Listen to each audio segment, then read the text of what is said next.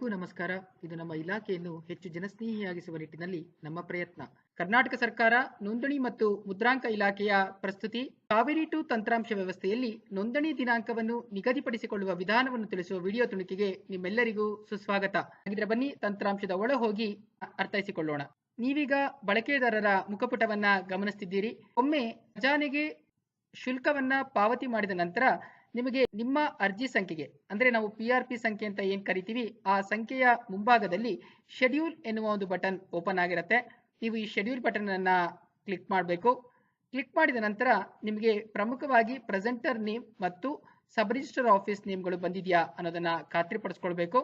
ಅದಾದ ನಂತರ ನೀವು ದಿನಾಂಕವನ್ನ ನಿಗದಿಪಡಿಸ್ಕೊಳ್ಬಹುದಾಗತ್ತೆ. ಅಂದ್ರೆ ನಾನಿಲ್ಲಿ ಇವತ್ತಿನ ದಿನಾಂಕವನ್ನ ನಿಗದಿಪಡಿಸ್ಕೊಳ್ತಾ ಇದ್ದೀನಿ. ನೋಡಿ, ಇವತ್ತಿನ ದಿನಾಂಕವನ್ನ ನಾನು ಆಯ್ಕೆ ಮಾಡ್ಕೊಂಡ ನಂತರ ನನಗೆ no slots available for the day ಅಂತ ಹೇಳಿ ಬರ್ತಾ ಇದೆ. ಹಾಗಿದ್ರೆ ನಾನು ಮುಂದಿನ ದಿನಾಂಕವನ್ನ ಆಯ್ಕೆ ಮಾಡ್ಕೊಳ್ತೀನಿ. ಈಗ 2ನೇ ತಾರೀಕು ಅಂತ ಆಯ್ಕೆ ಮಾಡ್ಕೊಳ್ಳೋದಕ್ಕೆ ಆಗೋದಿಲ್ಲ. ಈಗ ಮುಂದಿನ ವರ್ಕಿಂಗ್ ಡೇ ಯಾವ್ದಿದೆ ಅದನ್ನ ಆಯ್ಕೆ ಮಾಡ್ಕೊಂಡಿದ್ದೀನಿ. ಆಗ ನಿಮಗೆ ಅವೈಲಬಲ್ ಸ್ಲಾಟ್ ನಲ್ಲಿ ದಿನಾಂಕ ಮತ್ತು ಸಮಯ ಎರಡೂ ಕೂಡ ಸಿಗ್ತಾ ಇದೆ. ನಿಮ್ಮ ಅವಶ್ಯಕತೆಗೆ ಅನುಗುಣವಾಗಿ ಈ ಸಮಯ ಇತ್ತು ಅಂತಂದ್ರೆ ನೀವು ಇದನ್ನ ನಿಗದಿಪಡಿಸ್ಕೊಳ್ಬಹುದಾಗತ್ತೆ.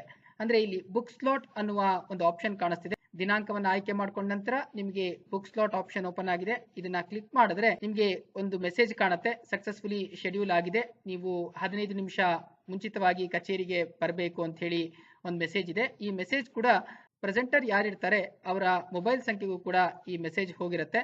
ನೀವು ಈ ರೀತಿಯಾಗಿ ನಿಮ್ಮ ಆಯ್ಕೆಯ ದಿನಾಂಕವನ್ನ ನಿಗದಿಪಡಿಸಿಕೊಂಡು ಉಪನೋಂದಣಾಧಿಕಾರಿ ಕಚೇರಿಗೆ ದಸ್ತಾವೇಜು ನೋಂದಣಿಗೆ ತೆರಳಬಹುದಾಗುತ್ತೆ. ಈ ವಿಡಿಯೋ ತುಣುಕಿನ ಮೂಲಕ ನೋಂದಣಿ ಸಂಬಂಧ ದಿನಾಂಕವನ್ನ ಹೇಗೆ ನಿಗದಿಪಡಿಸಿಕೊಳ್ಳೋದು ಎಂಬುದನ್ನು ತಿಳಿಸಿಕೊಡುವಂತಹ ಪ್ರಯತ್ನ ಮಾಡಿದ್ದೇವೆ.